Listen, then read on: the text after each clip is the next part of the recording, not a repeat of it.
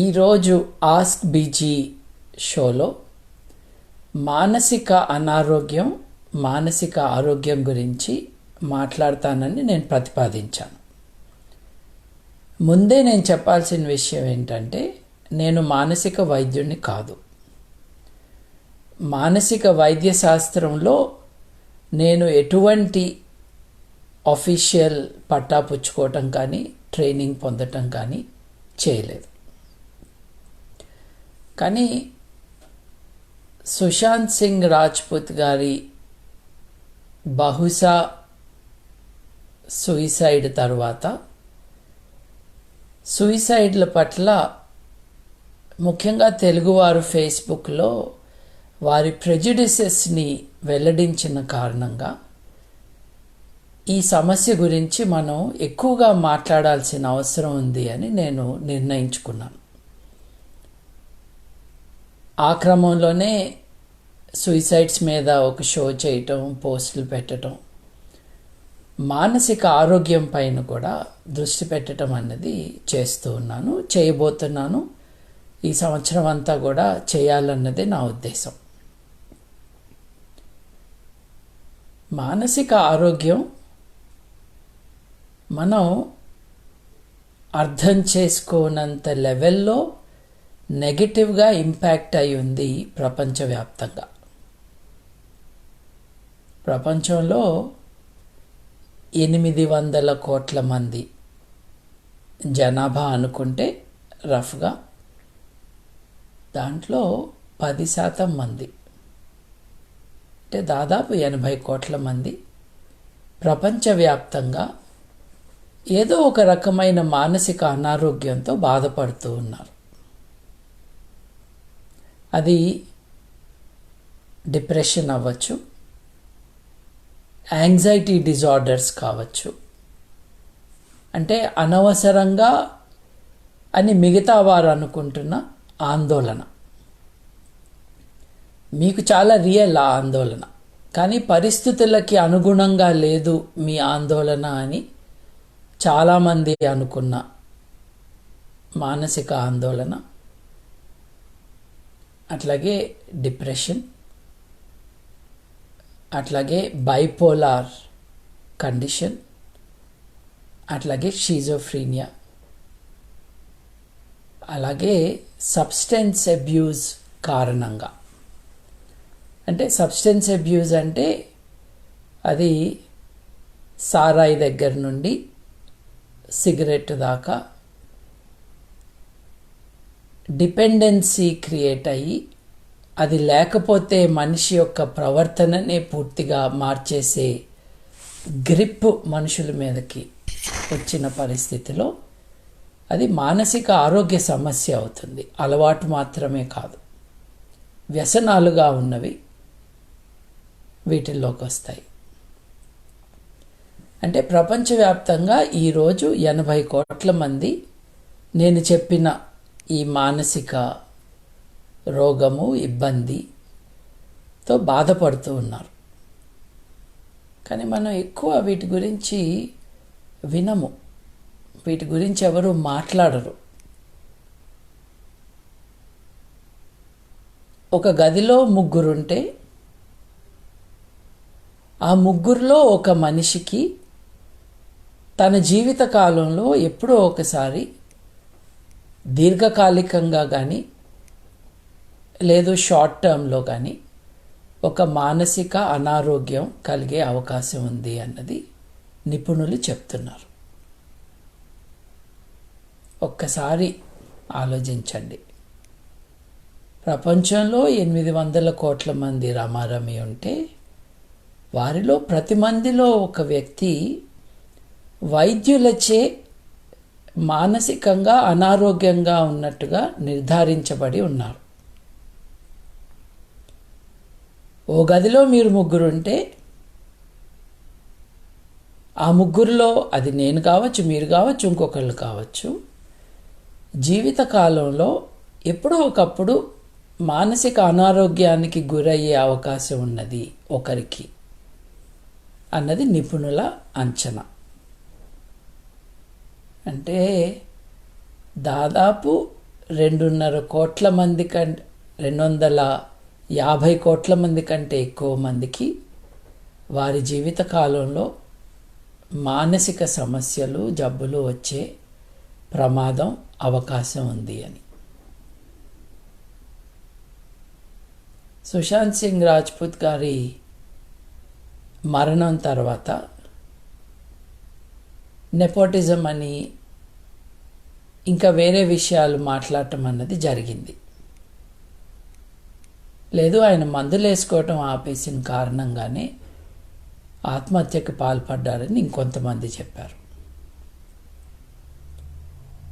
నిజానికి ఇటువంటి సందర్భంలో మానసిక ఆరోగ్యాన్ని తమ వృత్తిగా పెట్టుకున్న సైకియాట్రిస్టులు మనందరికీ కొంత ఎడ్యుకేషన్ ఇచ్చి ఉండాల్సింది. చేయలేదు, చేస్తే నా దృష్టికి రాలేదు.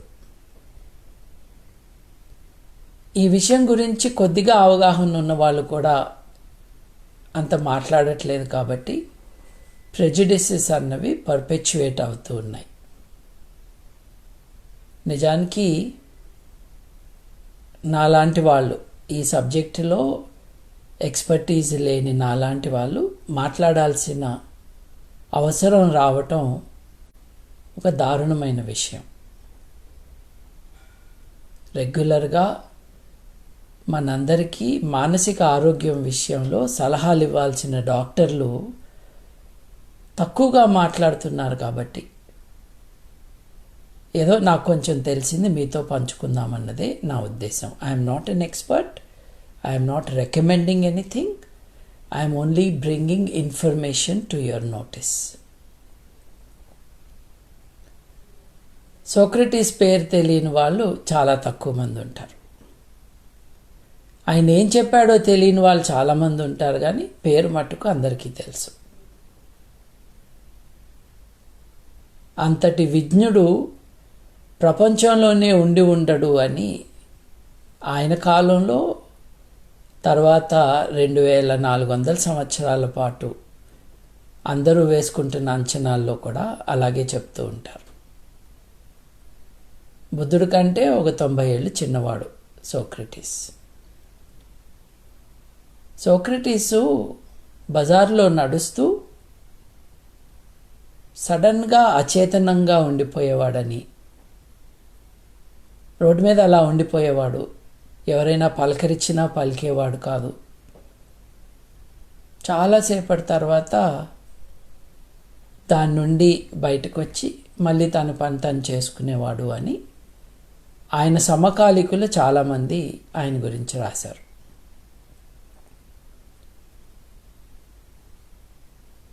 అంటే ఒక క్యాటలెప్టిక్ స్టేట్లో ఆయన ఉండేవాడు అని మనం ఒక కన్క్లూజన్కి రావచ్చు. ఆధునిక సైన్సు, ఆధునిక మానసిక వైద్యులు చెప్తున్న దాని ప్రకారం. కొంతమంది మిగతా వారికి భిన్నంగా ప్రవర్తించటం చూసి వారికి అనారోగ్యం ఉంది అని అనటం మటుకు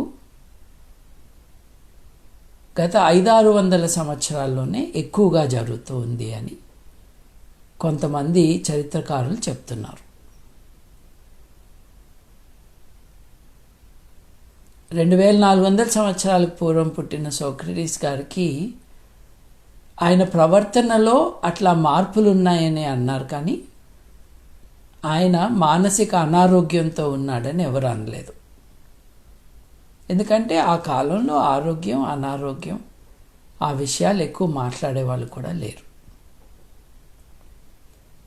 ఇంకా చెప్పాలంటే మిగతా వారికి భిన్నంగా ఎవరైనా మాట్లాడుతూ ఉంటే వీరు మహావిజ్ఞులు, వీరికి అతీత శక్తులతో సంబంధం ఉంది, వీరి నుండి మనం తెలుసుకోవాల్సిన విషయాలు చాలా ఉన్నాయి, వీరు పూజ్యులు, ఆరాధనీయులు అని వారి చుట్టూ గుమిగూడే జనమే ఎక్కువ కనిపిస్తూ ఉంటారు మనకి.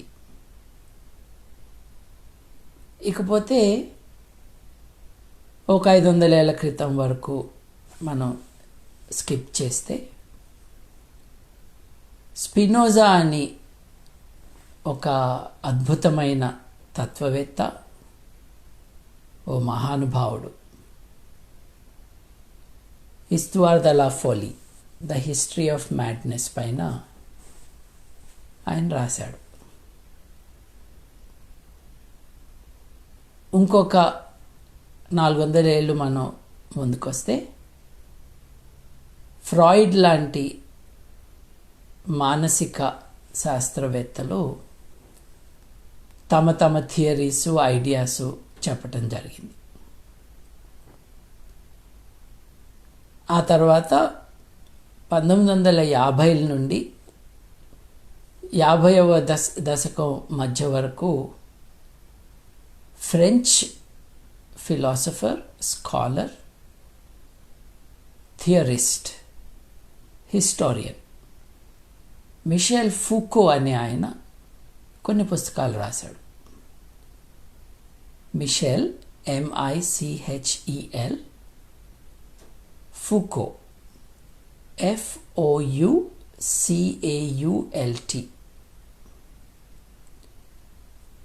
మిషెల్ ఫూకో అందరినీ మేల్కొనేటట్టు చేశాడు. ద హిస్టరీ ఆఫ్ మ్యాడ్నెస్ని మనసులో పెట్టుకుని మ్యాడ్నెస్ అండ్ సివిలైజేషన్, మనం ఇంగ్లీష్లో ట్రాన్స్లేట్ చేస్తే మ్యాడ్నెస్ అండ్ సివిలైజేషన్ అన్న పుస్తకం. It was a seminal work.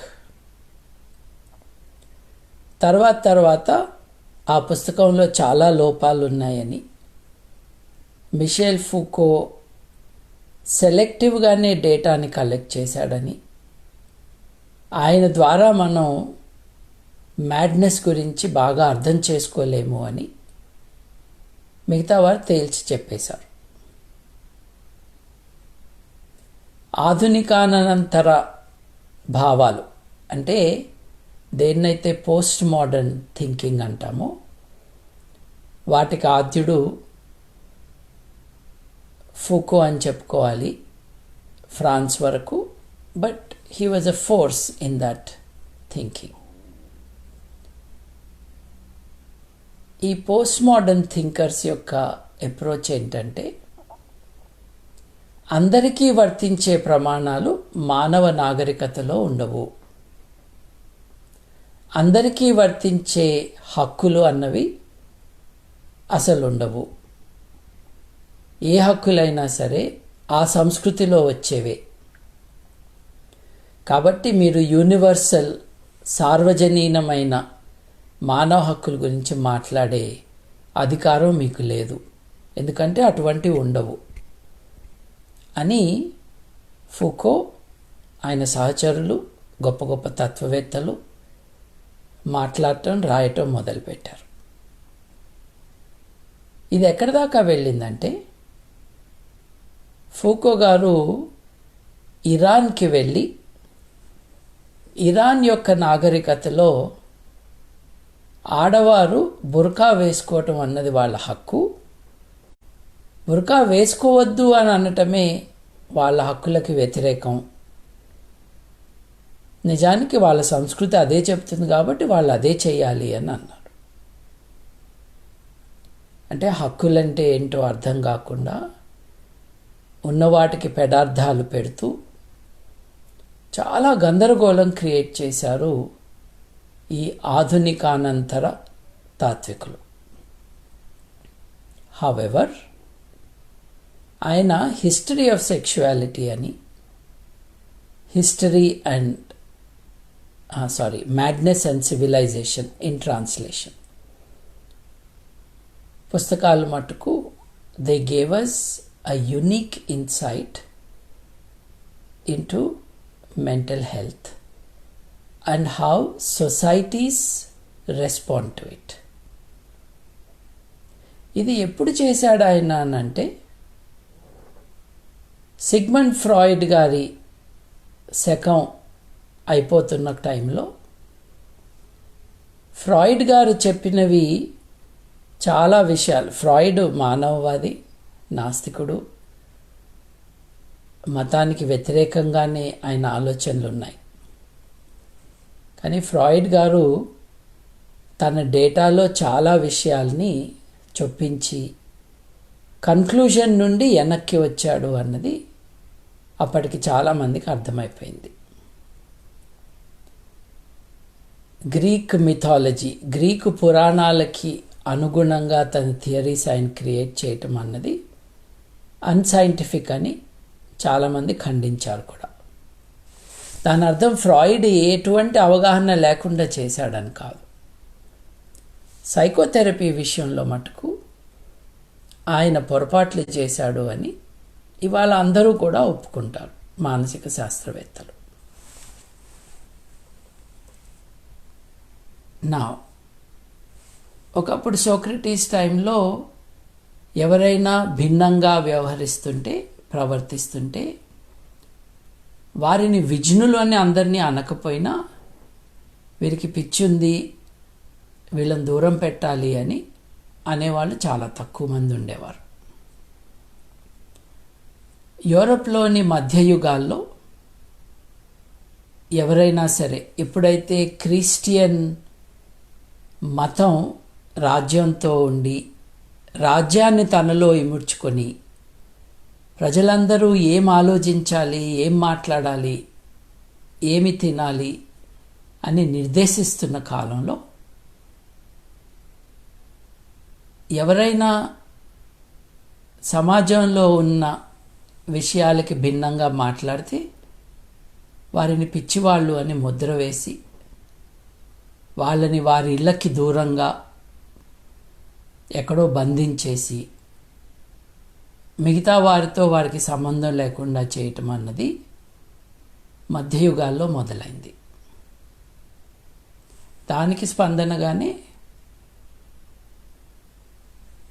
History of madness లాంటి స్పినోజా యొక్క పుస్తకం కానీ తర్వాత వేరే వారు రచించిన పుస్తకాలు కానీ ఆ కాంటెక్స్ట్లో రాయబడ్డాయి.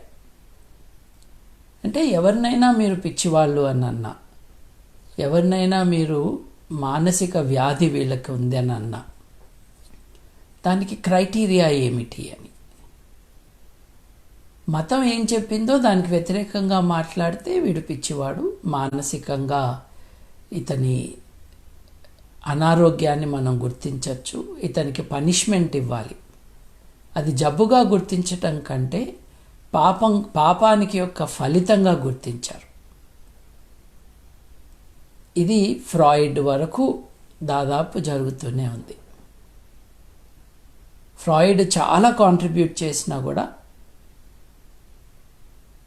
సగానికి సగం ఆయన సైంటిఫిక్ అనాలిసిస్ లేకుండా డేటాని క్రియేట్ చేసి తన ఫ్యాన్సీఫుల్ ఇంటర్ప్రిటేషన్స్కి ఆ డేటాని కుదించి తన థియరీస్ ఇంట్రడ్యూస్ చేశాడు.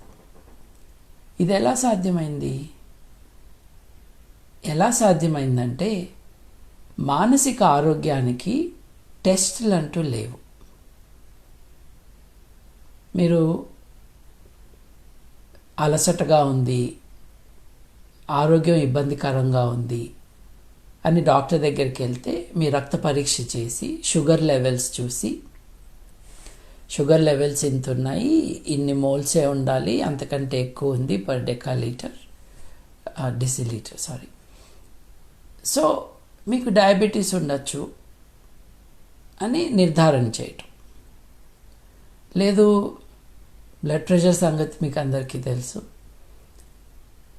రక్త ప్రసరణలో ప్రెషర్ ఎక్కువైపోతే రక్తనాళాలకి, గుండెకి, శరీరంలో వివిధ భాగాలకి, మెదడుతో సహా ప్రమాదం కాబట్టి దాన్ని మెజర్ చేస్తారు. 120/80 జనరల్లీ నార్మల్. అథ్లెటిక్స్ అయితే ఇంకా తగ్గుతుంది, 110/70 ఉండొచ్చు. డాక్టర్లు చెప్తారు మీకు ఈ విషయాలు. బట్ ఒక రేంజ్లో ఉంటాయి ఈ రీడింగ్స్. దాన్ని బట్టి మీరు ఈ వ్యక్తికి ఫలానా విషయంలో అనారోగ్యం ఉంది అని చెప్పగలరు. మానసిక ఆరోగ్యం విషయంలో అటువంటి పరీక్షలు ఏమీ లేవు. ఒకప్పుడు రోజార్క్ టెస్ట్ అని చేసేవాళ్ళు.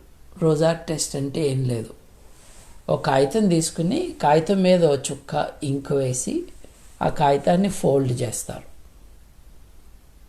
అది ఓపెన్ చేస్తే ఆ ఇంక్ యొక్క షేపు ఒక ప్యాటర్న్లో అక్కడ ఉంటుంది. అట్లా వేరే ప్రక్రియలతో ఇంక్తో ప్యాటర్న్ వచ్చేటట్టు చేసి ఎవరైతే రోగి అని అంటున్నారో వాళ్ళకి ఆ ప్యాటర్న్ చూపించి ఇది చూస్తే మీకేం గుర్తుకొస్తుంది, మీకేం అనిపిస్తుంది అని వైద్యులు ప్రశ్న వేసేవాళ్ళు. అది చూసి మీరు నాకు గుర్రం అనిపిస్తుందో, లేకపోతే ఒక చెట్టులాగా ఉందో, ఒక మనిషి ముఖంలాగా ఉందో అని ఇట్లా 7-8 బొమ్మలు చూపిస్తే 7-8 రకాల ఇంటర్ప్రిటేషన్స్ ఇస్తే దాని ఆధారంగా మీ పర్సనాలిటీ ఇది, మీకున్న రుగ్మత బహుశా ఇది అని తేల్చి చెప్పేవాళ్ళు అప్పటి వైద్యులు. నేను మీకు క్రితంసారి మ్యూజియం ఆఫ్ ఇంప్రాబబుల్ మెడిసిన్ గురించి చెప్తూ తలని తడిమి అక్కడెక్కడ బొడిపలు ఉంటే దాని ఆధారంగా మీ పర్సనాలిటీ గురించి చెప్పటం, చేతిలో ఉన్న రేఖలు చూసి మీ భవిష్యత్తు చెప్పటం, మీ హ్యాండ్ రైటింగ్ చూసి మీ పర్సనాలిటీని అనలైజ్ చేయటం, అవి ఎట్లాగో ఇది కూడా అట్లాంటి సూడో సైన్సే. అసలు మనసు అంటే ఏమిటి, మెదడు అంటే ఏమిటి పూర్తిగా అర్థం కాని టైంలో జరిగిన ప్రతిపాదనలు ఇవి. ఇవాళ అందరికీ తెలుసు మనసు అన్నది, మైండ్ అన్నది is a function of the brain. మీ మెదడు పని తీరు బట్టి మీ మనస్సు. ఆఫ్ కోర్స్ మీ మనస్సు, మీ మేధస్సు ఇవన్నీ కూడా ఇన్పుట్స్ మీద ఆధారపడి ఉంటాయి. మీరు స్కూల్కి వెళ్తే ఒక రకంగా, మీకు జ్ఞానం బాగా ఉంటే ఇంకో రకంగా, మీరు సమాజంలో అందరితో కలిసి పెరుగుతూ ఉన్నప్పుడు ఓ రకంగా, అందరితో దెబ్బలాడుతూ పెరుగుంటే ఇంకో రకంగా. ఇట్లా the mind is the spark of the brain అని రావిపూడి వెంకటాద్రి గారు ఒక జర్మన్ తత్వవేత్తను ఉటంకిస్తూ రాశారు. Bradley that appears to be the understanding of the mind and of the brain. ఎప్పుడైతే బ్రెయిన్ అంటే మెదడుకి ఏదైనా ఇబ్బంది, రుగ్మత కలిగితే అది మన ప్రవర్తనలో మార్పులు తీసుకొస్తుంది అన్నది ఇవాల్టి అభిప్రాయం. ఇప్పుడు ఒక సమాజాన్ని స్టడీ చేసేవారు, సమాజంలో యొక్క పోకడలని స్టడీ చేసేవాళ్ళు సామాజిక శాస్త్రవేత్తలు, సోషియాలజిస్ట్ అని అంటాం. అట్లాగే మనుషుల యొక్క మానసిక స్థితిని స్టడీ చేసే వాళ్ళని మనం సైకాలజిస్ట్ అంటాం. వారి బిహేవియరు, ప్యాటర్న్స్, యాటిట్యూడు, పర్సనాలిటీస్. ఎప్పుడైతే మనస్సుకి సంబంధించిన అనారోగ్యాన్ని మీరు పరీక్షిస్తారో అప్పుడు ఆ చేసే వాళ్ళని సైకియాట్రిస్టులు అంటాం. మిషెల్ ఫూకో అని నేను ఇందాక మీకు చెప్పిన ఫ్రెంచ్ తత్వవేత్త, ఆయన కూడా సైకాలజీ స్టడీ చేశాడు. నేను చెప్పినట్టుగా ఆధునిక అనంతర పోస్ట్ మోడర్న్ థింకింగ్తో చాలా బీభత్సం రేపి గబ్బు లేపిన వాళ్ళలో ఆయన ఒకడు. కానీ తన సివిలైజేషన్ మ్యాడ్నెస్ అండ్ సివిలైజేషన్ పుస్తకం మటుకు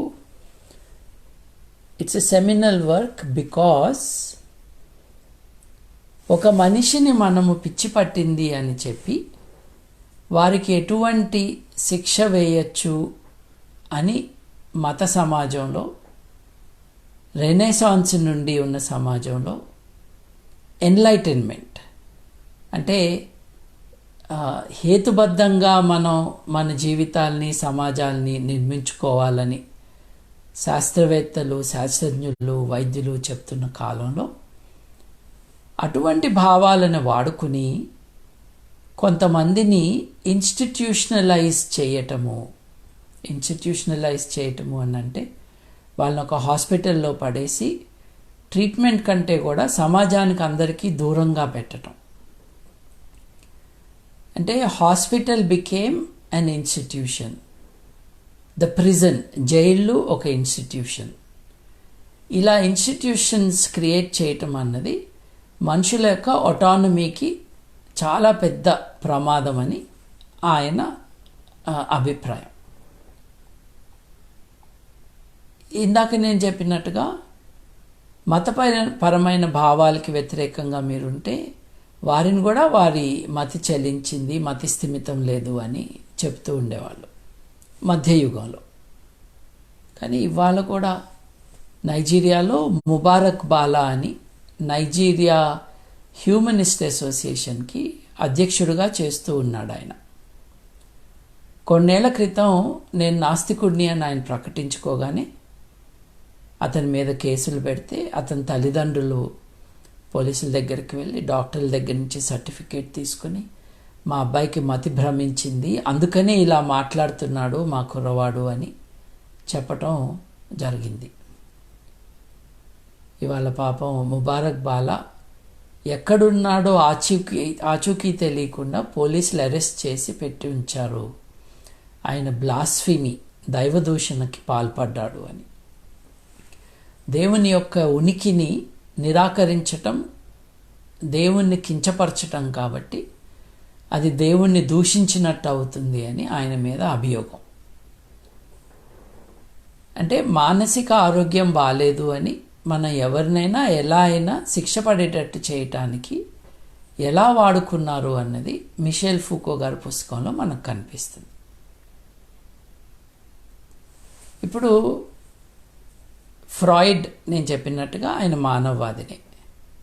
ఫ్రాయిడ్ మాట్లాడిన విషయాలు తర్వాత ఇంకా చాలా గొప్పగా చెప్పింది Erich Fromm.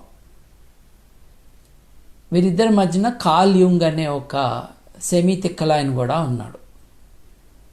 Curl Jung, JUNG, CARL JUNG. ఆయనంతా రకరకాల అన్ఫౌండెడ్ థాట్స్తో దిగాడనమాట. But when you come to Erich Fromm, మనిషి కేంద్రంగా మనిషి యొక్క ఆరోగ్యం గురించి, మానసిక ఆరోగ్యం గురించి ఎలా మాట్లాడాలి, ఎలా అవగాహనలోకి తెచ్చుకోవాలి అని ఆయన పుస్తకాలు రాయటం జరిగింది. ఎవరైనా సరే ఎరిక్ ఫ్రామ్ యొక్క ఆర్టికల్స్ నెట్లో లేదు పుస్తకం ఏదైనా షాప్లో తెచ్చుకుని చదివితే మీకు చాలా విషయాలు అర్థమవుతాయి. ఫియర్ ఆఫ్ ఫ్రీడమ్, స్వేచ్ఛ అంటే భయం ఎలా వస్తుంది అంటే మొన్నటిదాకా బానిసత్వంలో ఉన్న మనిషికి స్వేచ్ఛ మీరు ఇచ్చినప్పుడు ఎంత ఆందోళన కలుగుతుంది.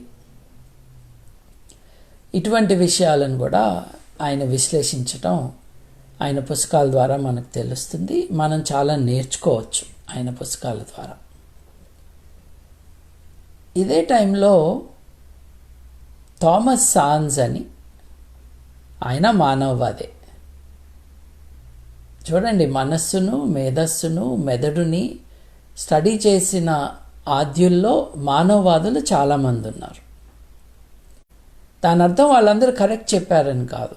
ఇది ఒక సబ్జెక్టు, దీన్ని మనం అధ్యయనం చేయాలి అని మొదలు పెట్టడమే చాలా గొప్ప విషయం. ఫ్రాయిడ్ టైం వరకు పరుసవేది చేసేవాళ్ళు ఎట్లాగో, ఆల్కెమిస్టులు ఎట్లాగో, మానసిక శాస్త్రవేత్తలు కూడా అంతే. సైంటిఫిక్ బేసిస్ లేకుండానే కొన్ని నోషన్స్ ఆధారం చేసుకుని ఫలానా వారికి ఆరోగ్యం, మానసిక ఆరోగ్యం బాగా ఉంది, ఫలానా వారికి లేదు అని చెప్పటం మనం తెలుసుకున్నాం. బట్ ఈరోజు మనిషి యొక్క మెదడుని బాగా స్టడీ చేశారు. ఈ రోజుకి ఫ్రాయిడ్కి మధ్యలో ఉన్న వారి గురించి నేను ఇప్పుడు మీకు చెప్పాను. అది ఎరిక్ ఫ్రామ్ కావచ్చు, కార్ల్ యుంగ్ కావచ్చు. నేను చెప్పినట్టుగా ఆయన చాలా తిక్కల థియరీలు పెట్టాడు. But he also had his contributions. Erich Fromm, Thomas sands. Thomas sands అయితే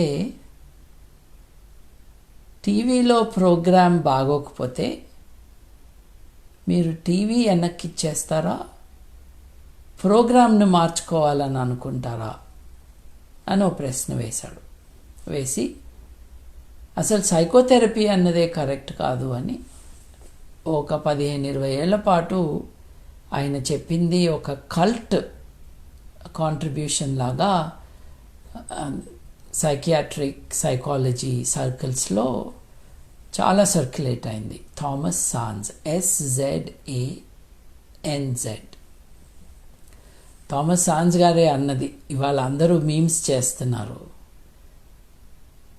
రోజు నువ్వు ప్రార్థన చేస్తే నువ్వు దేవుడితో మాట్లాడుతున్నట్టు.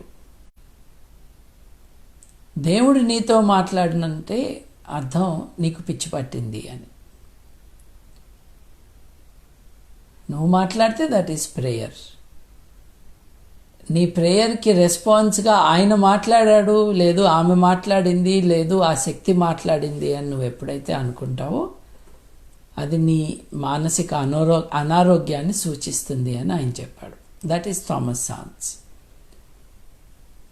వీరందరూ కూడా వారికి అందుబాటులో ఉన్న సమాచారం బట్టి వాళ్ళ థియరీస్ని వాళ్ళు ప్రతిపాదించారు. But where science is not there, philosophy speculates, some speculative theory is created. Then ఎక్కడెక్కడైతే జ్ఞానం తన వెలుగుతో వస్తుందో అక్కడక్కడ ఈ థియరీస్ అయితే ఆ వెలుగులో ఎలా తెలాపోతాయి, లేదు ఆ వెలుగులో కరెక్ట్ అని నిరూపించబడతాయి. మనిషి యొక్క మెదడుని చాలా కేర్ఫుల్గా స్టడీ చేశారు. గత 100 ఏళ్లుగా జరుగుతున్న ప్రక్రియని. ఇప్పుడు నేను మాట్లాడుతూ నా చెయ్యి పైకెత్తాలి అని అనుకున్నాను. చెయ్యి పైకెత్తాలన్న ఆదేశం నా మెదడు నా చేతికి ఎప్పుడు ఇచ్చింది? ఇచ్చిన ఆదేశం నా మెదడు నుండి నా చెయ్యి కదిలే వరకు ఎలా ప్రయాణం చేసింది? మనిషి యొక్క న్యూరాన్స్ ఒకదానితో ఒకటి ఎలా కమ్యూనికేట్ చేసుకుంటాయి? ఒక సర్క్యూట్ ఎలా ఏర్పడుతుంది? ఒక కెమికల్ సర్క్యూట్. ఎలక్ట్రిసిటీ ఉండదు, కానీ ఆదేశాలు అన్నవి ఒక న్యూరాన్ నుండి ఇంకొక న్యూరాన్కి ఈ రసాయనం ద్వారా చేరుతుంది. అది ఎలా చేరుతుంది? చేరకపోతే ఏమవుతుంది? ఎవరికైనా పక్షవాతం వచ్చినప్పుడు ఏ పార్ట్ ఆఫ్ ద బ్రెయిన్ పనిచేయని కారణంగా మాట పడిపోతుంది. ఏ పార్ట్ ఆఫ్ ద బ్రెయిన్ పనిచేయని కారణంగా చేతులు కదలటం ఆగిపోతాయి. ఏ పార్ట్ ఆఫ్ ద బ్రెయిన్ పనిచేయని కారణంగా ఆలోచనలు మిశ్రితమైపోయి చాలా గజిబిజిగా తయారవుతాయి. ఏ పార్ట్ ఆఫ్ ద బ్రెయిన్ దెబ్బతిన్న కారణంగా చూపు దెబ్బతింటుంది. ఇవన్నీ కూడా చాలా చక్కగా స్టడీ చేశారు. విఎస్ రామచంద్రన్ గారి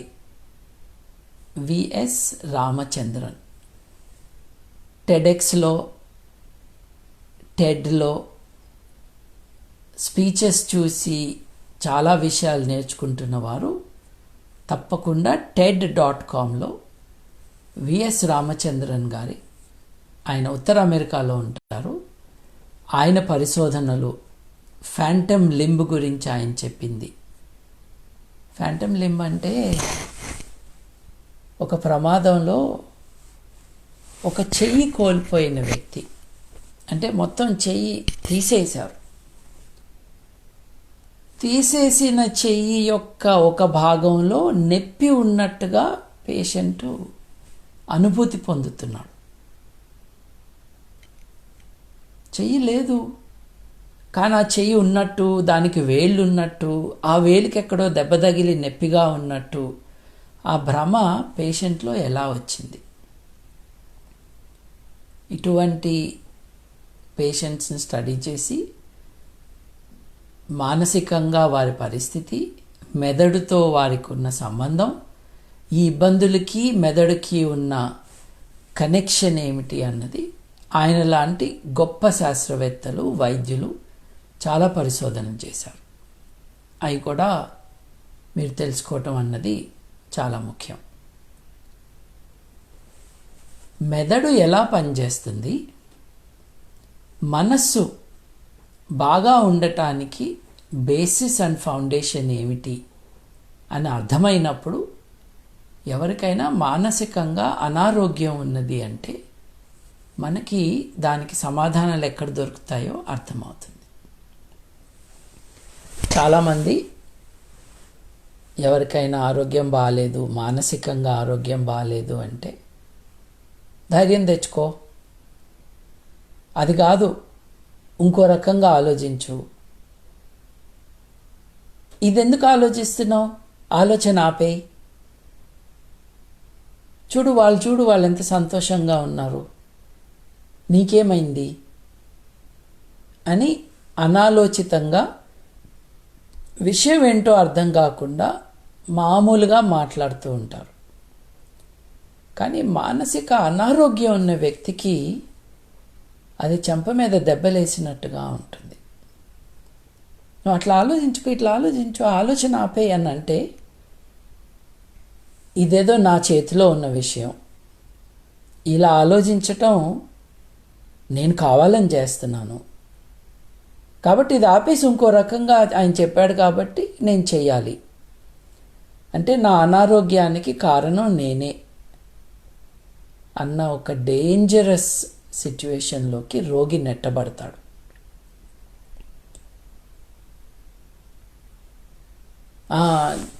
మనందరం చాలా బాగా మాట్లాడి ప్రేమతో ఆప్యాయతతో మాట్లాడితే వాళ్ళ అనారోగ్యం పోతుంది అని చాలామంది చెప్తారు.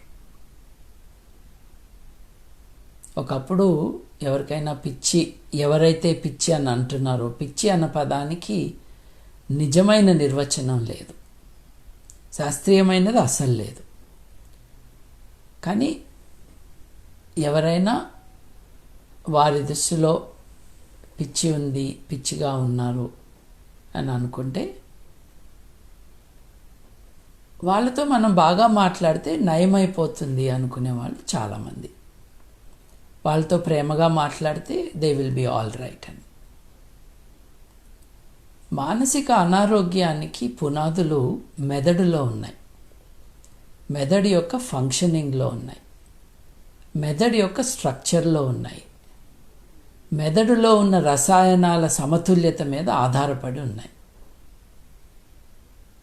మరి అవి ఏమీ మార్చకుండా మీరు ప్రేమగా మాట్లాడితే అనారోగ్యం పోతుందా, ముద్దు పెడితే క్యాన్సర్ పోతుందా, ఆలింగనం చేసుకుంటే డయాబెటీస్ తగ్గుతుందా? అవన్నీ జరగనప్పుడు ఇక్కడ ఎందుకు జరుగుతుంది? దాదాపు ఎప్పుడూ జరగదు. ఎవరికైనా మీరు హెల్ప్ చేయాలి అని అనుకుంటే వారిని వైద్యుల దగ్గర తీసుకెళ్ళండి. మీరు వైద్యులుగా మారి మీరేదో చక్కగా మాట్లాడి ప్రేమగా మాట్లాడి వాళ్ళని డెఫినెట్లీ ఎఫెక్షనేట్గా చూసుకుంటే రోగం తగ్గుతుంది అనుకోవద్దు. ఆ రోజు వారి ఇబ్బంది తగ్గచ్చు, కొంత స్వాంతన కలగచ్చు, వారి జీవితం పట్ల ఇంకొంచెం ఆశాభావంతో ముందుకు చూస్తూ ఉండే అవకాశం మీరు కల్పించవచ్చు. కానీ అనారోగ్యం పోదు. ఆ రోజు వరకు మీరు ఏదో మార్పు తీసుకురాగలరేమో. సో తప్పకుండా మీ డాక్టర్ దగ్గరికి తీసుకువెళ్ళాల్సిన అతి ముఖ్యమైన బాధ్యత మీ మీద ఉంటుంది. ఇప్పుడు కొంతమంది సరిగ్గా ఫోకస్ చేయలేక మా మెమరీ సరిగ్గా లేదు, ఏది గుర్తుండట్లేదు అని కూడా కంప్లైంట్ చేస్తూ ఉంటారు. అన్ని సందర్భాల్లో కాదు, కానీ చాలామందిలో మానసిక సమస్యల కారణంగానే ఇట్లాంటివి వస్తాయని ఇవాళ ఆధునిక విజ్ఞాన శాస్త్రం చేసిన అధ్యయనం ద్వారా మనం తెలుసుకుంటున్నాం.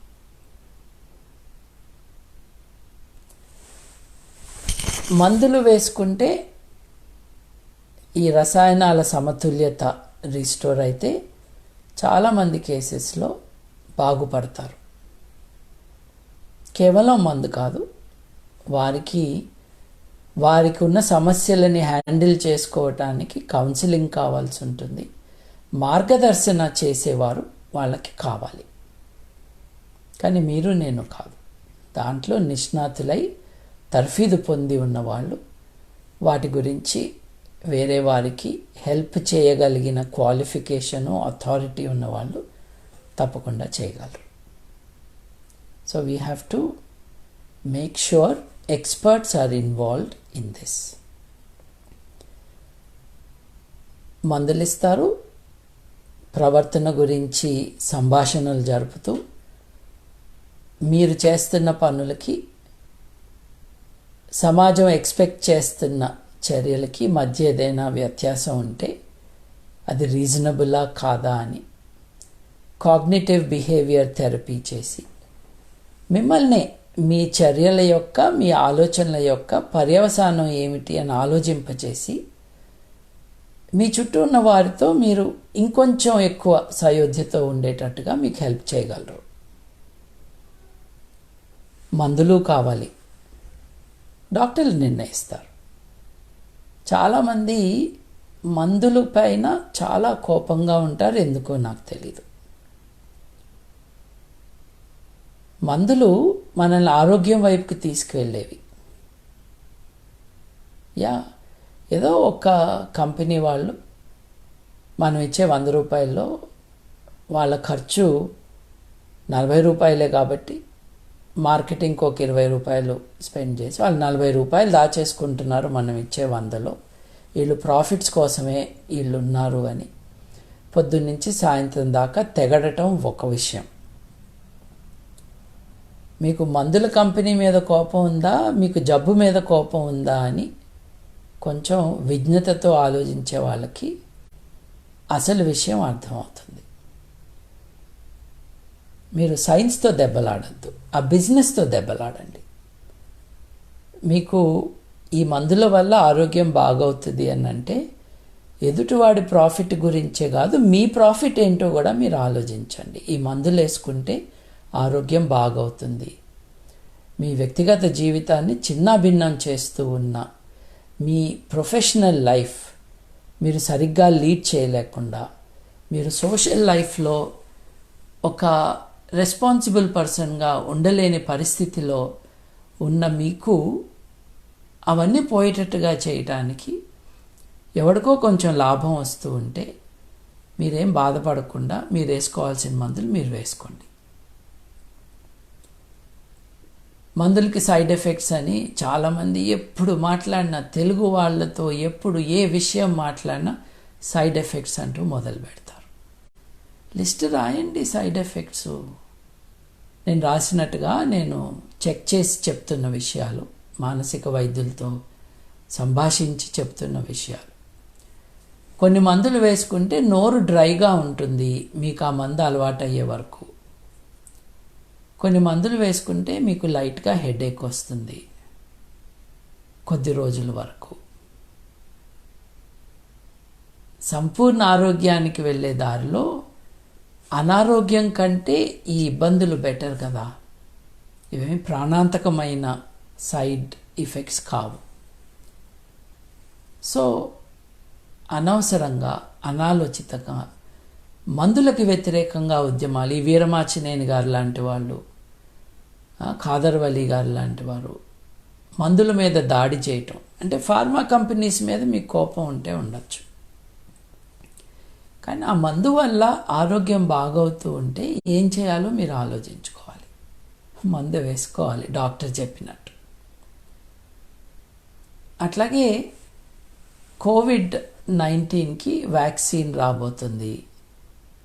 ఈ వ్యాక్సిన్ వల్ల ఏముంటుంది, ఈ వ్యాక్సిన్ వల్ల కంపెనీలన్నీ డబ్బులు చేసుకుంటూ ఉన్నాయని మాట్లాడుతున్న విపరీతమైన ఆలోచనలు ఉన్న కొంతమంది పోస్టులు ఫేస్బుక్లో కనిపిస్తున్నాయి. ఒక 6 నెలల క్రితం బెంబేలు ఎత్తిపోయి మనలో ఎంతమంది బతుకుంటాం, ఎంతమంది చచ్చిపోతామని బాధపడుతూ ఉన్నప్పుడు శాస్త్రవేత్తలందరూ కలిసి వారందరూ పరిశోధనలు చేసి ఫాస్ట్ ట్రాక్ చేసి కొన్ని టీకాలు కనిపెడుతున్నారు. వాళ్ళ పనిని వాళ్ళు చేసుకోనివ్వకుండా ఈ దరిద్రులందరూ కలిసి వాళ్ళు ప్రాఫిట్ కోసమే చేస్తున్నారు. అసలు ఆ కంపెనీస్ డిక్లేర్ చేసినాయి మాకు వీటిలో ప్రాఫిట్ వద్దు అని. ఆక్స్ఫర్డ్ యూనివర్సిటీ రీసెర్చ్కి బ్రిటిష్ గవర్నమెంట్ డబ్బులు ఇచ్చింది. వాళ్ళు ఫార్మస్యూటికల్ కంపెనీలకి డబ్బులు రావటానికి చేయట్లా. మీరు నేను చచ్చిపోకుండా ఉండటానికి మందులు కనిపెట్టడానికి ప్రయత్నం చేస్తున్నారు. నిజంగా మానసిక ఆలోచనలు సమతుల్యత కోల్పోతేనే ఈ కాన్స్పిరసీ థియరీస్ అన్నీ బయటపడుతూ ఉంటాయి. వాటి వైపుకు మనం వెళ్ళాల్సిన అవసరం లేదు. నా మందులు వద్దు, నా లాంటి వాళ్ళు ఎంత చెప్పినా కూడా మేము డాక్టర్లం కాదు కాబట్టి, లేదు వాళ్ళకి స్వతహాగానే మందులంటే ఒక ఏహ్యాభావం ఉన్నవాళ్ళు కానీ మందులు వద్దు అనుకుంటే, డిప్రెషన్ ఉన్న వాళ్ళకి నేను ఇవాళ పోస్ట్ పెట్టాను. RTMS, repetitive transcranial magnetic stimulation. అంటే మ్యాగ్నెటోథెరపీ వాళ్ళు ఇప్పుడు దిగద్దు రంగంలోకి, మీకు సంబంధం లేదు. మీరు మీ అయస్కాంతంతో ఇసుకలో ఉన్న ఇనుముని ఎట్లా కనుక్కోవచ్చో, లేదు ఏలాడదీస్తే నార్త్ సౌత్ ఎట్లా చూపిస్తుందో అట్లాంటి గేమ్స్ మీరు ఆడుకోండి. నీళ్ళపైన మీ బార్ మ్యాగ్నెట్ పెడితే నీళ్ళన్నీ కూడా పవర్ వస్తాయని, మనిషి శరీరంలో రక్తం ఉంటుంది, రక్తంలో ఐరన్ ఉంటుంది కాబట్టి నేను మనిషి శరీరం మీద మ్యాగ్నెట్తో ఇట్లా సవరిస్తే, అలా చేసినప్పుడు శరీరంలో ఉన్న రక్త కణాల్లో ఉన్న ఐరన్ అంతా ఒక ఆర్డర్లోకి వచ్చేసి ఆరోగ్యం బాగు చేస్తుందనో ఇట్లాంటి తిక్క మాటలు మీరు మాట్లాడుకోండి. ఇది మీకు సంబంధించింది కాదు. ఎందుకంటే మనిషి శరీరంలో ఉన్న రక్తానికి మ్యాగ్నెట్కి సంబంధం లేదు, దాంట్లో ఉన్న ఐరన్కి. మీకు చెప్పే ఉంటారు పాలాకులో ఐరన్ కంటెంట్ చాలా ఉంటుంది అని. ఏది మ్యాగ్నెట్ తీసుకెళ్ళి పాలాకు మీద పెట్టండి, అంటుకుంటుందేమో చూద్దాం. ఆకు అంటుకోదు. అంతే. మన శరీరంలో మన రక్తంలో ఉన్న హెమోగ్లోబిన్ కూడా మ్యాగ్నెట్తో అట్రాక్ట్ అయ్యే ఫామ్లో ఉండదు. సో వీళ్ళని పక్కన పెడదాం.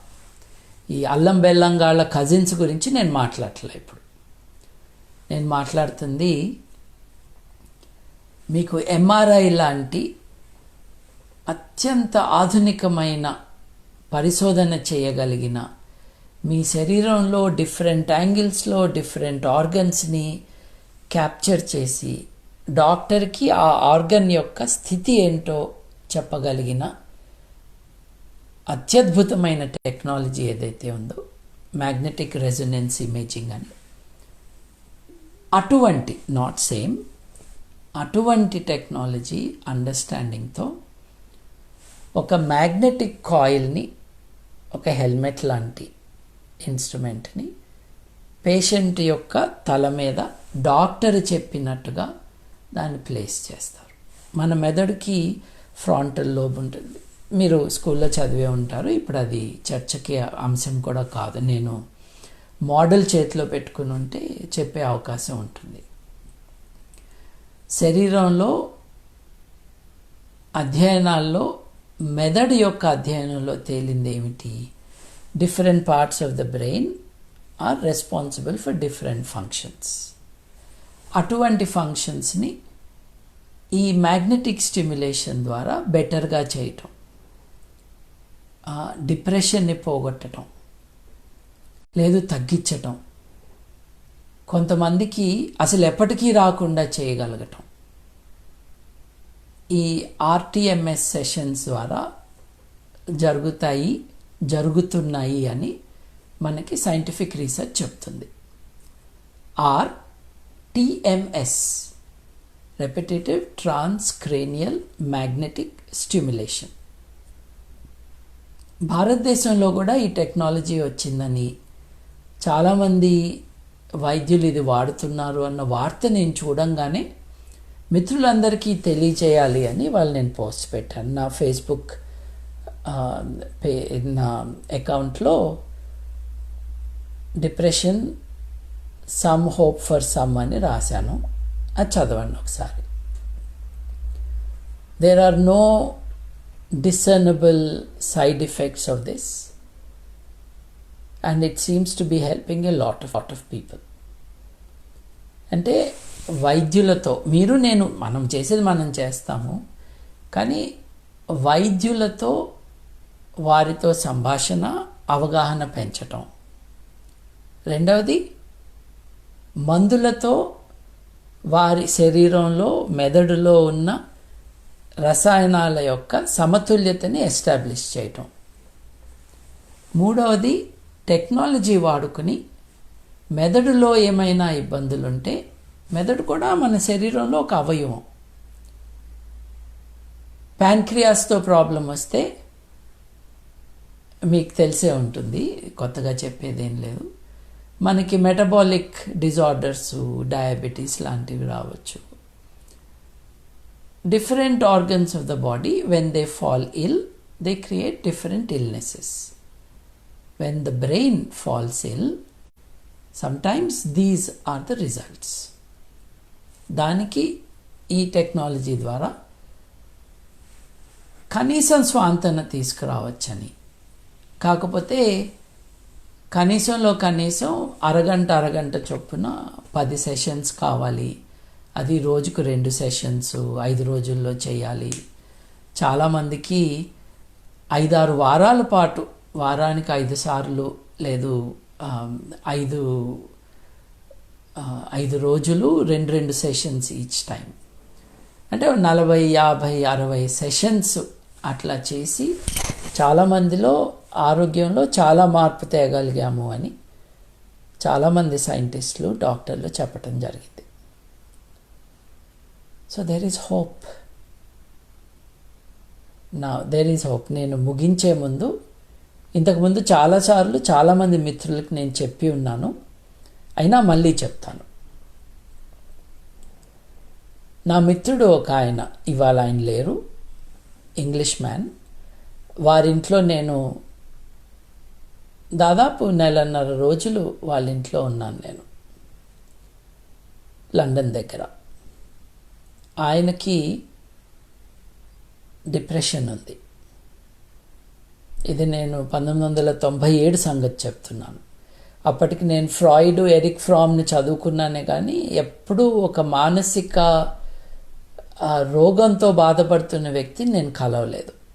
నా లండన్ మిత్రుడికి ఆ ప్రాబ్లం ఉంది. యాంగ్జైటీ ఉండటం, ఆందోళనగా ఉండటం, అలా అనిపించినప్పుడు ఒక బిళ్ళ మందు నోట్లో వేసుకోవటం, ఓ 1/2 గంట 6 గంటలో తగ్గిపోవటం, ఇది నేను చూశాను. వారి పేర్లు అవసరం లేదు. నేను డిప్రెషన్ అంటే ఏంటి అన్నా. It was a summer day in London. దా అని తలుపు తీసి ఇంటి బయటికి తీసుకెళ్ళాడు. ఆకాశం వెంక చూసి, ఏ రంగులో ఉందో చెప్పు అన్నాడు. నీలం రంగులో బ్లూగా ఉంది అని చెప్పాను నేను. నాకు అది నల్లగా కనిపిస్తుంది అన్నాడు ఆయన. అంటే కళ్ళకి బ్లూగానే కనిపిస్తుంది, ఆయన మైండ్కి అది డల్గా డార్క్గా కనిపిస్తుంది. నీ లైఫ్లో నువ్వు ప్లాన్స్ ఎట్లా వేసుకుంటావు అన్నాడు. అంటే నేను ఎక్కువ ప్లాన్లు వేసుకోనండి, కానీ ఇదిగో 6 నెలల్లో ఇది, సంవత్సరంలో ఇది, ఒక 5 ఏళ్లలో ఇది అని కొన్ని అంచనాలు, కొన్ని కోరికలు ఉంటాయి కదా. వ్యక్తిగా నేను ఎప్పుడూ ప్లాన్స్ వేసుకోలేదు, but that would be the way అని అన్నాను నేను. నేనైతే ఒక 2-3 రోజుల కంటే ఎక్కువ ప్లాన్స్ వేసుకోలేను, ఒక వారం వేసుకుంటే చాలా గొప్ప అని అర్థం వచ్చేటట్టుగా ఆయన నాకు చెప్పాడు. అంటే ఏంటి నాకు అర్థం కాలేదు అన్నాను. అప్పుడు ఆయన అన్నాడు, నాకు జీవితంలో ఆశాజనకంగా ఏది కనపట్టలేదు. ఓ 10 ఏళ్లలో ఇది చేసేద్దాము అన్న ఉద్దేశం నా మనసులో లేదు. ఒక 2-3 రోజులకి ప్లాన్ చేసుకుందాము, సూపర్ మార్కెట్ నుంచి ఫుడ్ తెచ్చుకుందాము, ఈ వంట వండుకుందాము, ఆ పేపర్ చదువుకుందాము. ఆయన he was a big scholar. వాళ్ళ ఇంట్లో 1000 పుస్తకాలు. నేను ఏ బెడ్రూమ్లో పడుకున్నానో ఆ బెడ్రూమ్లో కనీసం 1000 పుస్తకాలు. ఇంట్లో musical instruments, beautiful home, very good food, అన్నీ ఉన్నాయని మనం అనుకుంటాం. But it is not linked with mental health. తను చెప్పాడు, నేను మహా అయితే వారానికి ప్లాన్ చేసుకోగలను లైఫ్. అంటే నాకంటే 25 ఏళ్ళు పెద్ద ఆయన, but still that's what he was saying. ఇది ఒక జబ్బు, డిప్రెషన్ అన్నది. కొంతమందికి బైపోలార్ అని చెప్తూ ఉంటారు. అంటే ఒకరోజు చాలా ఆనందంగా ఉండి, కొన్నిసార్లు అది హద్దులు మీరిపోయినట్టుగా ఉండి, ఏం చేస్తున్నారో తెలియకుండా మ్యానిక్ స్టేట్కి వెళ్ళటం, కంట్రోల్ లేకపోవటం.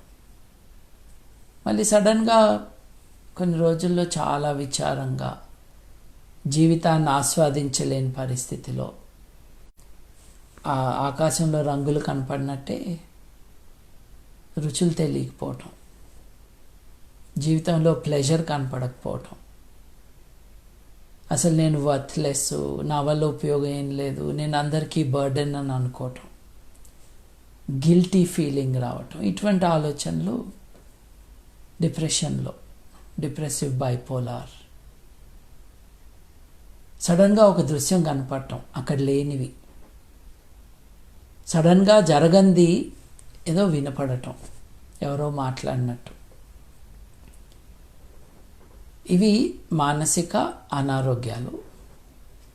చాలామందికి మందులతో తగ్గేవి.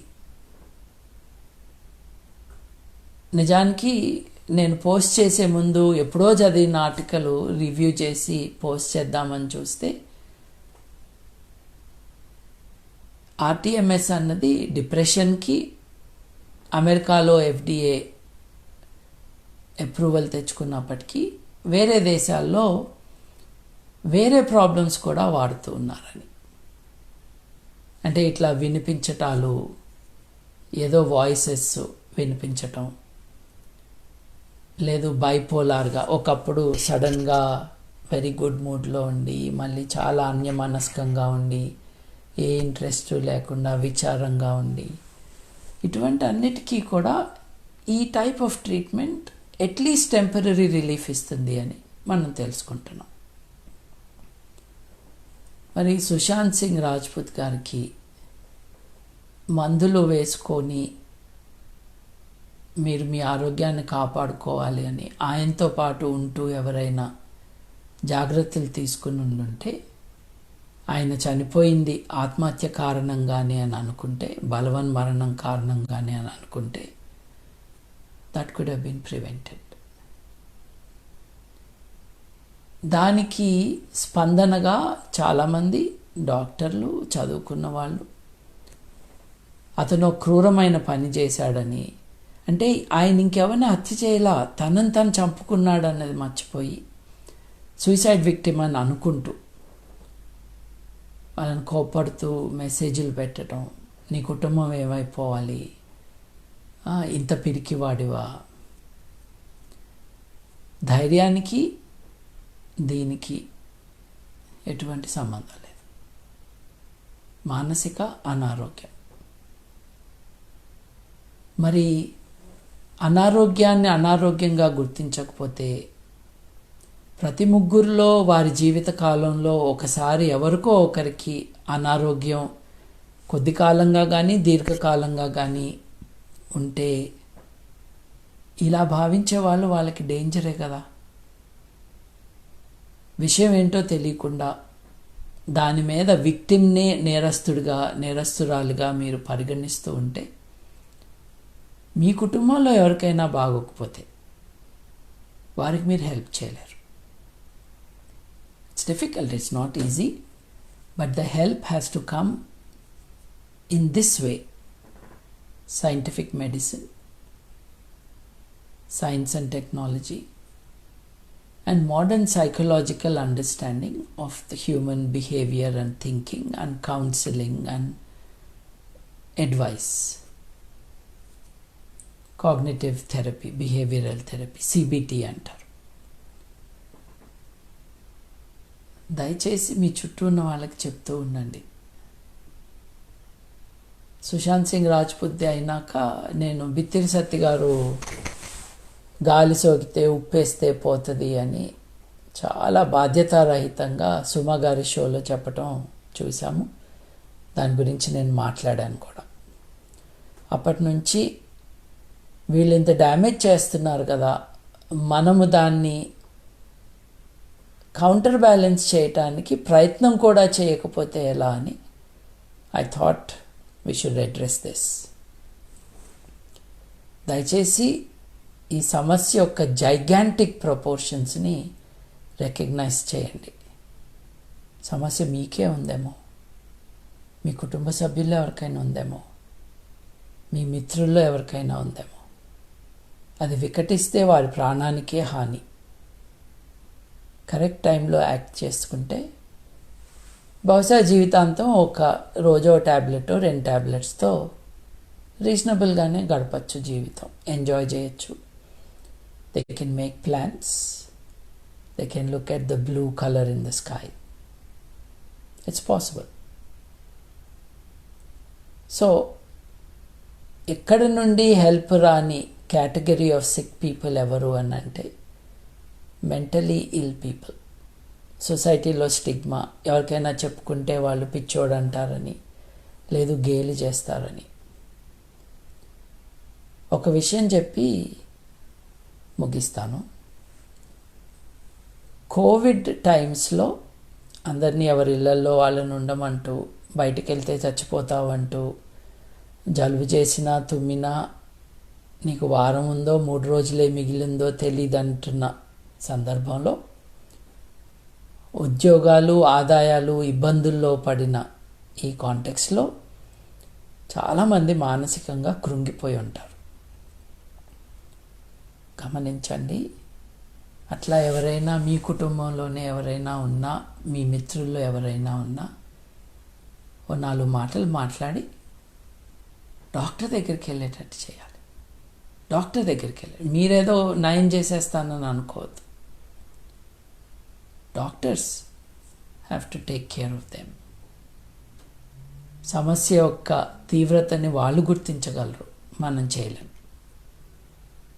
5 ఏళ్ళు డాక్టర్గా చదువుకుని మళ్ళీ ఒక 3 ఏళ్ళు సైకియాట్రీలో ట్రైనింగ్ పొంది ఓ 10 ఏళ్ళో 15 ఏళ్ళో 20 ఏళ్ళో ప్రాక్టీస్ చేసిన వాళ్ళ జ్ఞానం, అనుభవం, వారి ఇన్సైట్ మనకి ఒక రోగిని చూస్తే వస్తుంది అనుకోవటం నాన్ సెన్స్.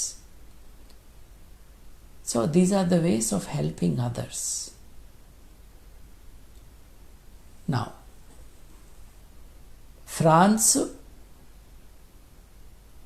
ఇంగ్లాండ్ పోట్లాటలు, దెబ్బలాటలు, యుద్ధాలు జరుగుతూ ఉన్నప్పుడు యూరప్ ఇప్పటికి కూడా గుర్తుంచుకునే ఎవరినైతే మనం జోన్ ఆఫ్ ఆర్క్ అంటామో, జాన్ దార్క్, ఎవరైతే ఫ్రెంచ్ ప్రజలందరినీ ఒక తాటి మీదకి నడిపించి యుద్ధంలో గెలిచేటట్టు చేసిందో, ఫైనలీ షీ వాజ్ పనిష్డ్ అని డిఫరెంట్ వే, అది వేరు. నేను యుద్ధం గురించి మాట్లాడుతున్నాను. ఆ జోన్ ఆఫ్ ఆర్క్కి షిజోఫ్రీనియా ఉండేది అని చెప్పుకుంటారు. అంటే ఎవరో తనకు ఆదేశాలు ఇస్తున్నట్టుగా, ఆ ఆదేశాలు తను ఫుల్ఫిల్ చేస్తున్నట్టుగా, లేదు ఎక్కడి నుండో తనకి మెసేజెస్ వస్తున్నట్టుగా అనుకోవటం, బిహేవ్ చేయటం ఆవిడ కేసులో షిజోఫ్రీనియాకి సంకేతమని నేటి వైద్యులు చెబుతూ ఉన్నారు. Of course it's very complex matter. ఎవరో మనతో మాట్లాడుతూ, లేని మనుషులు మాట్లాడుతూ ఉండటం మతంలో చూస్తాము, మానసిక అనారోగ్యంలో చూస్తాము. మానసిక అనారోగ్యంలో అది బైపోలార్లో రావచ్చు, డిప్రెషన్లో రావచ్చు, షిజోఫ్రీనియాలో రావచ్చు. దేనికైనా మందులు ఉన్నాయి, అది ముఖ్యం. కష్టాలకి, ఇబ్బందులకి, వేరే వారితో చెప్పుకోవడానికి జంకుతున్న సమస్యలకి పరిష్కారాలు ఉన్నాయి. ఆ వైద్యులు పర్టికులర్గా ట్రైన్ చేయబడి ఉంటారు. ఒక వ్యక్తి సమస్యలు వేరే వాళ్ళకి చెప్పకుండా వాళ్ళకి ట్రీట్మెంట్ ఇవ్వాలి. అంటే అల్లరవుతాము, 10 మంది మన గురించి మాట్లాడుకుంటారు అన్న భయం కూడా లేకుండా మీ ఇంటెగ్రిటీ, మీ ఐడెంటిటీని కాపాడుతూ హెల్ప్ చేసే ట్రైనింగ్ పొంది ఉన్న వాళ్ళు. దయచేసి ఎవరైనా ఇబ్బందిగా, బాధగా ప్రవర్తిస్తూనో మాట్లాడుతూనో ఈ జీవితం ఇంకెంతకాలం, అంటే 80 ఏళ్ల వయసులో మాట్లాడే మాటలు 25 ఏళ్ళలో, 30 ఏళ్ళలో, 40 ఏళ్లలో మాట్లాడుతున్న వాళ్ళు ఉన్నప్పుడు give some extra attention to them. As I said, I'm not a doctor, but I'm responding to a social crisis, a human disaster. Last time మీకు చెప్పాను నేను, ఎన్ని కోట్ల మంది తమ ప్రాణాలను తీసుకోవటానికి సూసైడ్ చేసుకునే ప్రయత్నాలు చేస్తూ ఉంటారు అని. అదొక కోణం అయితే, సూసైడ్ దాకా వెళ్లకుండా కూడా జీవితంలో ఆసక్తి కోల్పోయి సంతోషము, ఆనందము ఏమీ లేకుండా జీవోత్సవంలాగా బతుకుతూ, ఏడుస్తూ, అకారణంగా కన్నీళ్లు కార్చుకుంటూ ఉంటున్న వాళ్ళకి there is some hope. So please direct them towards where the answers are. Thank you అండి. వచ్చే వారం ఎన్నింటికి అన్నది నేను నా షెడ్యూల్స్ చూసి చెప్తాను. I will try to do it next week, but I may have some practical issues because of some other arrangements, but I will keep you posted. నేను ఆస్బీజీ షో మధ్యాహ్నం 12 నుండి మధ్యాహ్నం 2 మధ్యలో స్టార్ట్ చేసే ఉద్దేశంతోనే ఉంటాను. I will try to do it that way. Thank you. నేను అప్పుడప్పుడు అవలీలగా అట్లా తీసి పడేస్తూ ఉన్నా కూడా అది నేను తీసుకుంటున్న నిర్ణయాలు కాదు. వారికంటే గొప్ప ఎక్స్పర్ట్స్ వారి గురించి చెప్పినవి కూడా నేను చదివిన కారణంగా వారి గురించి ఈజీగా కామెంట్ చేస్తూ ఉంటాను. But I'm only reporting what other experts are saying. ఓసారి అవకాశం ఉంటే స్పినోజా గారి హిస్టరీ ఆఫ్ మ్యాడ్నెస్, అవకాశం ఉంటే ఫ్రాయిడ్ ఏం చెప్పాడు, ఎరిక్ ఫ్రామ్ ఏమన్నాడు, ఫ్రాయిడ్ కన్నా ఎక్కువ ఎరిక్ ఫ్రామ్ ఏమన్నాడు, ERICH నెక్స్ట్ వర్డ్ FROMM, ఆయన విశ్లేషణలు ఏమిటి, జస్ట్ థామస్ సాన్స్ గురించి SZANZ, ఆయన హంగేరియన్, ఆయన చెప్పిన విషయాల గురించి కొంచెం అవగాహన, ఎక్కువ చదవకపోయినా ఆయన చెప్పిన 1-2 విషయాలు తెలుసుకోండి. Then know about the technologies, the new insights we have. ఎందుకంటే మనకు తెలిసింది మనం 10 మందికి చెప్పాలి. ఇవాళ ఎవరు చెప్పట్లా. కీళ్ళ నొప్పులకి టీవీల్లోకి వచ్చి మాట్లాడే డాక్టర్లు మనకు తెలుసు, పంచదార బిళ్ళలు అమ్ముకునే డాక్టర్లు మనకు తెలుసు. బట్ మానసిక అనారోగ్యానికి కారణమైన వాళ్ళకి ఉన్న సమస్యల గురించి మాట్లాడే వాళ్ళు దాదాపు లేనట్టే. ఎవరైనా వాటి గురించి మాట్లాడితే, విక్టిమ్స్గా మాట్లాడితే, పేషెంట్స్గా మాట్లాడితే వాళ్ళకి పసుపు పూసి, కొరడాలు పెట్టి కొట్టి, చెన్నాకోలు జులిపించి, వాళ్ళని వేపమండలతో ఉతికి, this is the way to cure you of this problem అని అనుకునే వాళ్ళే ఎక్కువ మంది ఉన్నారు. కొంతమందిని చేతబడి, బాణామతి అన్న పేరుతో చంపి, ఇవన్నీ ఆపాలనంటే ప్రాథమిక అవగాహనని మనందరం పెంచుకోవాలి. I invite you all to do that. Thank you for joining me. Hopefully next week, but I will keep you posted. Thank you. A great pleasure talking to you.